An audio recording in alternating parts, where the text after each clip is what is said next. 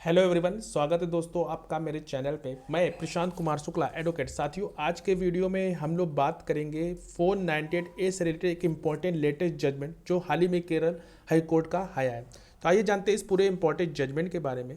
Video में पहली बार है तो या चैनल में पहली बार है तो चैनल को जरूर सब्सक्राइब कीजिए, लाइक शेयर कमेंट करना तो मत भूलिएगा।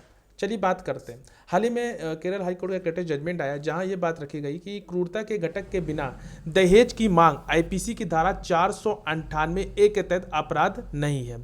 हाल ही में केरल हाईकोर्ट ने यह बताया कि क्रूरता के तथ्य के बिना केवल दहेज या किसी संपत्ति के जो मूल्यांकन परिसंपत्ति की मांग आईपीसी की धारा 498A के तहत अपराध के दायरे में नहीं आएगी।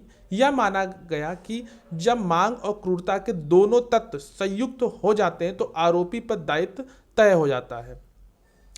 पति पत्नी के बीच सामान्य जीवन में झड़प या रुक रुक कर होने वाले या झगड़ा या बार बार होने वाला झगड़ा जब तक संपत्ति या मूल्यवान सुरक्षा की गैर कानूनी की मांग को पूरा करने के लिए उत्पीड़न का घटक नहीं बनता, ऐसे गैर कानूनी मांग को पूरा करने में विफलता के कारण होता है। तब तक जो धारा जो 498A आईपीसी के तहत जो अपराध के लिए आपराधिक दायित्व तय नहीं किया जा सकता या आकर्षित नहीं किया जा सकता। इसी तरह दहेज या किसी संपत्ति या मूल्यवान परिसंपत्ति की मांग क्रूरता के घटक के बिना की जाती है, जैसा कि खंड ए या बी के तहत समझाया गया है, तो उपरोक्त अपराध को आकर्षित नहीं करेगा। लेकिन इन दोनों का संयुक्त प्रभाव आईपीसी की जो धारा है 498A के तहत दायित्व लाएगा।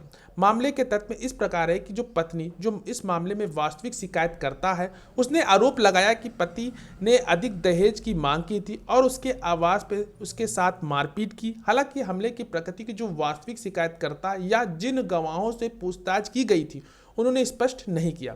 न्यायालय ने इस बात पर ध्यान दिया कि किसी भी प्रकार के हमले या उसके कारण चोट लगने का कोई भी सबूत नहीं है, ना ही इस संबंध में कोई चिकित्सा साक्ष्य यानी कि एविडेंस है। न्यायालय ने कहा कि आईपीसी की जो धारा है 498A के तहत क्रूरता का अपराध गठित करने के लिए यह संतुष्ट होना चाहिए कि पति या उसके रिश्तेदारों ने महिला यानी पत्नी के साथ क्रूरता की गई है।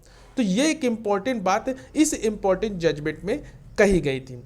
तो और साथ ही साथ कोर्ट ने यह भी कहा कि न्यायालय ने केवल पति पत्नी के जो मामूली विवाद के आधार पर जो आईपीसी की धारा 498 के तहत अपराध का आरोप लगाते हुए मामले के दर्ज करते समय अधिकारियों को भी चेतावनी भी दी, यह पाते हुए कि ना तो दुर्व्यवहार साबित करने के लिए कोई स्वीकार सबूत था, ना ही पीड़िता पर किसी पूर्व घटना या हमले का सबूत देने वाला कोई दस्तावेज था। अदालत ने आईपीसी की धारा 498 के तहत याचिकाकर्ता यानी कि आरोप पर लगाई गई दोष सिद्धि की सजा को रद्द कर दिया और उसे बरी कर दिया। इस प्रकार यह पुनरीक्षण जो याचिका निपटारा कर दिया गया। तो ये एक इंपॉर्टेंट जजमेंट जो हाल ही में केरल हाई कोर्ट का आया है। आशा करते हैं ये जजमेंट आपको समझ में आया होगा। अगर आपके मन में कोई भी क्वेरी दिए गए कमेंट बॉक्स में जरूर पूछिएगा, या हमारे दिए गए व्हाट्सएप नंबर पर भी हमसे संपर्क कर सकते हैं। मिलते हैं एक नेक्स्ट वीडियो एक नेक्स्ट जजमेंट सीरीज के साथ। तब तक के लिए धन्यवाद।